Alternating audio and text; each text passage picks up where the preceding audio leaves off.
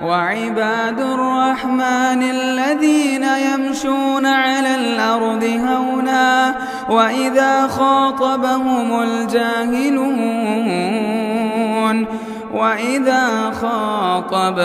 الجاهلون قالوا سلاما.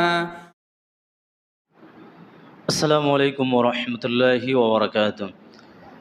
الحمد للہ رب العالمین والصلاة والسلام علی سید الانبیاء والمرسلین اما بعد. اللہم صلی علی محمد وعلی آل محمد کما صلیت علی ابراہیم وعلی آل ابراہیم انک حمید مجید.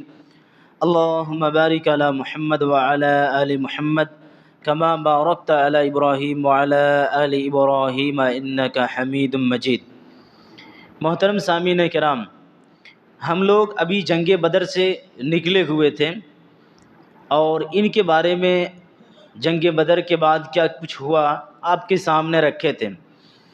اب جنگ بدر میں چونکہ مسلمانوں کو فتح نصیب ہوئے اور کامرانی اللہ رب العالمین نے عطا کیے، اس کے بعد جو ہے 4 قسم کے لوگ ایسے رہے کہ جنگ بدر میں جو مسلمانوں کو اللہ رب العالمین نے فتح عطا کیے اس سے وہ لوگوں کو نقصان بھی پہنچا اور خوش بھی نہیں تھا. ان میں سب سے پہلے لوگ وہ ہیں مشرکین مکہ. جب جنگ بدر میں مسلمانوں کو فتح اللہ رب العالمین نے عطا کیے تو مشرکین مکہ غیظ و غضب میں آ گیا. اور اس کے ساتھ ہی یہود جو چاہتا تھا کہ میرا قبضہ چلے مدینہ میں، عرب میں میرا قبضہ ہو، ان تمام سپنے اور ان کے تمام پلاننگ کو چکنا چور کر دیے، جس کی وجہ سے یہود بھی مسلمانوں کا دشمن نکل پڑا. اس کے ساتھ ساتھ منافقین جو شروع ہی سے وہ ظاہر نہیں کر رہا تھا، وہ لوگ اظہار نہیں کر رہا تھا، اسلام کا دشمن تھا.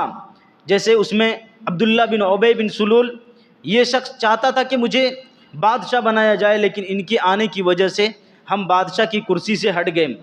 تو اسی وجہ سے یہ لوگ اور بھی دشمنی مول لیے ہوئے تھا. اور اس کے ساتھ ساتھ 34 قسم کے وہ لوگ بھی تھے جو بدو قسم کے تھے، یعنی جو راستوں میں بیٹھا کرتا تھا اور آنے جانے والوں کے مال کو لوٹا کرتا تھا.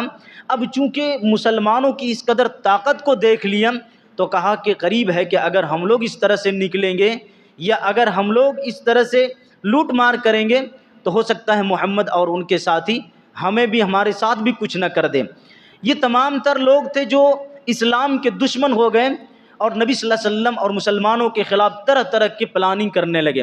اللہ کے نبی صلی اللہ علیہ وسلم نے بہت حکمت عملی کے ساتھ ان تمام لوگوں کے پلاننگ کو ختم کیے. ان میں سے 1-2 نمونے آپ کے سامنے ہم رکھنا چاہتے ہیں. پہلا نمونہ یہ کہ اللہ کے نبی صلی اللہ علیہ وسلم کو جنگ بدر کے بعد قتل کرنے کی سازش کی گئی، نعوذ باللہ.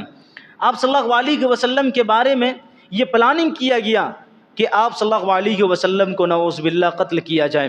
اس کے لیے صفوان بن امیہ اور اسی طرح سے عمیر بن وہب، یہ 2 لوگ حتیم میں بیٹھ کر کے ایک مرتبہ جنگ بدر میں جتنے لوگ قتل کیے گئے تھے ان کے بارے میں یہ لوگ گفتگو کر رہے تھے اور کہہ رہے تھے کتنے بے دردی سے محمد اور ان کے ساتھیوں نے کنویں میں ڈال دیا ہمارے مقتولین کو. اس میں سے عمیر بن وہب نے کہا کہ اگر میرے اوپر قرض نہ ہوتا، جس قرض کی ادائیگی میں نہیں کر سکتا ہوں، اگر یہ قرض میرے اوپر نہ ہوتا اور میرے اہل و عیال، میرے جو خاندان والے ہیں اور میرے جو گھر والے ہیں، اگر ان کی فکر نہ ہوتی تو میں جاتا اور محمد کو قتل کر دیتا صلی اللہ علیہ وسلم.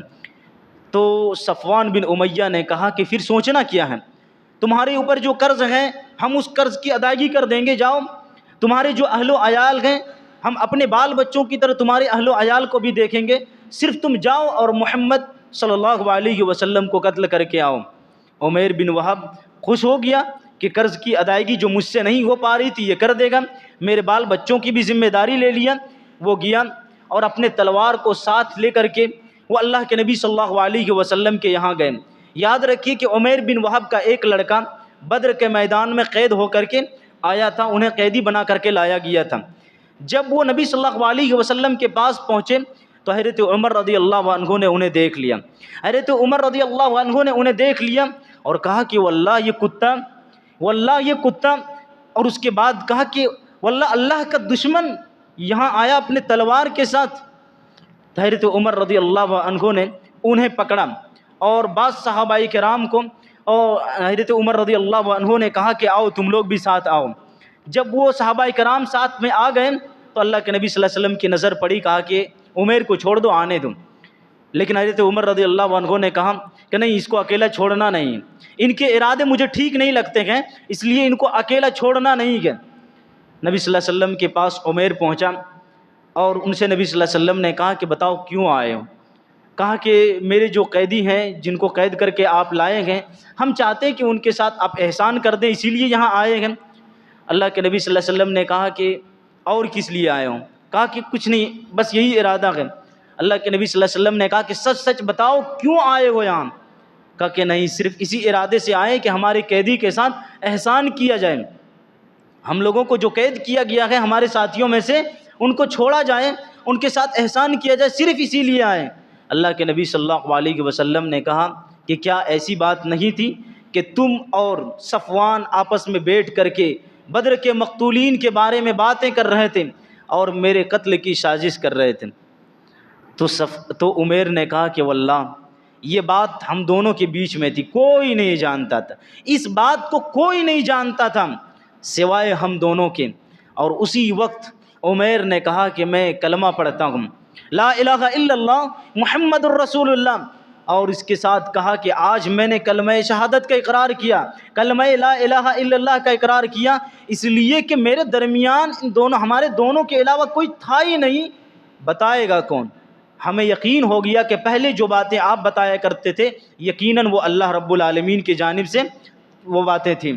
اس کے بعد صفوان ادھر آسرے میں تھا، وہ یہ انتظار کر رہا تھا اور مشرکین مکہ کو یہ کہہ بھی رہا تھا کہ ایک عنقریب تمہارے ساتھ ایک ایسی واقعہ لے کر کے آئے گا اور ایک ایسی خوشخبری لے کر کے آئے گا، تم لوگ خوش ہو جاؤ گے۔ ادھر کچھ جتنے بھی لوگ آتے تھے وہاں سے مدینہ سے، سب کو پوچھتا تھا کہ عمیر کے بارے میں کیا خبر ہے، عمیر کے بارے میں کیا بتاتے ہو؟ تو ایک شخص نے آیا اور کہا کہ وہ تو مسلمان ہو گیا، کہا کہ اللہ کی قسم میں ان سے بات نہیں کروں گا۔ اس کے بعد حضرت عمیر رضی اللہ عنہ آئے اور مکہ میں آ کر کے انہوں نے اسلام کا اظہار تو کیا، اس کے ساتھ ساتھ دعوت و تبلیغ کا بھی کام کیا، اور اسی کے دعوت سے بہت سارے لوگوں نے بھی اسلام قبول کیا۔ اسی طرح سے اللہ کے نبی صلی اللہ علیہ وسلم کی قتل کی سازش کے ساتھ ساتھ ایک اور جو نمونہ پیش آیا تھا وہ کعب بن اشرف کا نمونہ، یعنی یہ کعب بن اشرف یہود تھا اور ایک ایسا آدمی تھا کہ شاعر تھا اور بہترین شاعر تھا، یہ اپنے شاعر کے ذریعے سے، اپنے شعر کے ذریعے سے لوگوں کو اپنے طرف کھینچ لیتا تھا۔ لیکن جب اس نے سنا، یقین طور پر انہیں سن لیا کہ مسلمانوں کو فتح نصیب ہو گئے ہیں، تو وہ مکہ گیا اور وہاں کے لوگوں کو مسلمانوں کے خلاف خوب بھڑکایا، اور مکہ سے جب واپس آیا اپنے یہاں تو انہوں نے صحابہ کرام اور صحابیات کے تعلق سے واہیات اشعار بہت سارے کہنے لگے۔ اللہ کے نبی صلی اللہ علیہ وسلم ان تمام چیزوں کو سن رہے تھے اور اب صلی اللہ علیہ وسلم کو لوگ خبر دے رہے تھے۔ نبی صلی اللہ علیہ وسلم نے کہا کہ اس شخص کو کون قتل کرے گا، اس شخص کو کون قتل کرے گا؟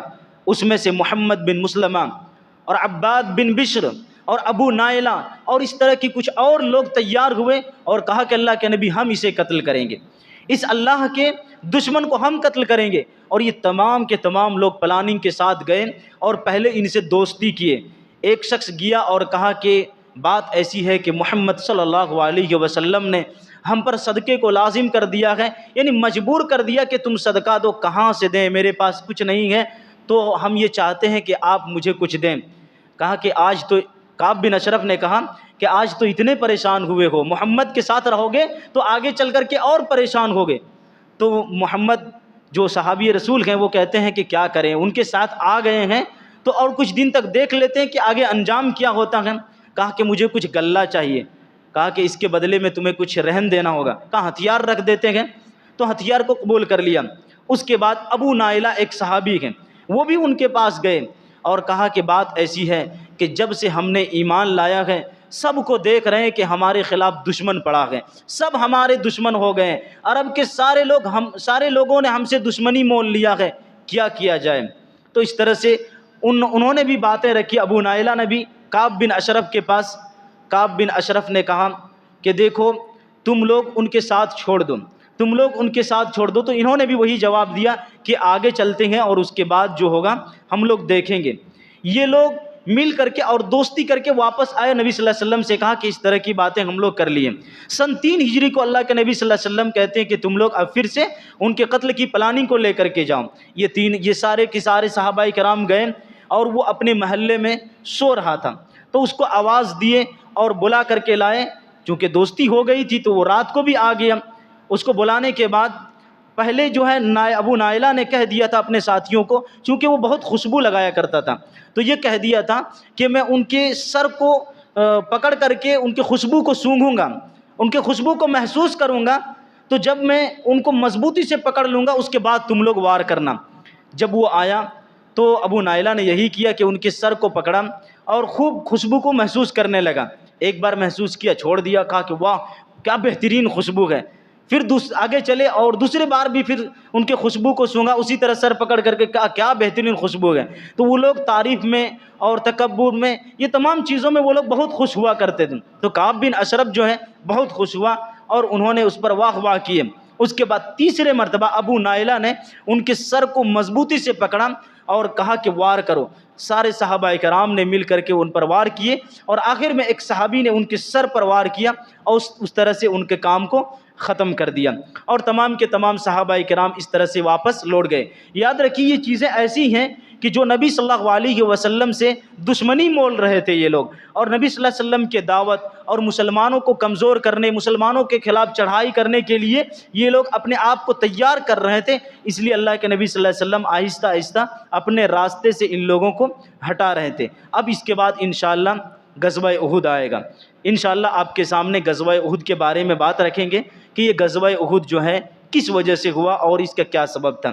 اللہ رب العالمین سے دعا ہے رب العزت ہم تمام لوگوں کو دین کے بارے میں جاننے اور سمجھنے کی توفیق نصیب فرمائے، آمین۔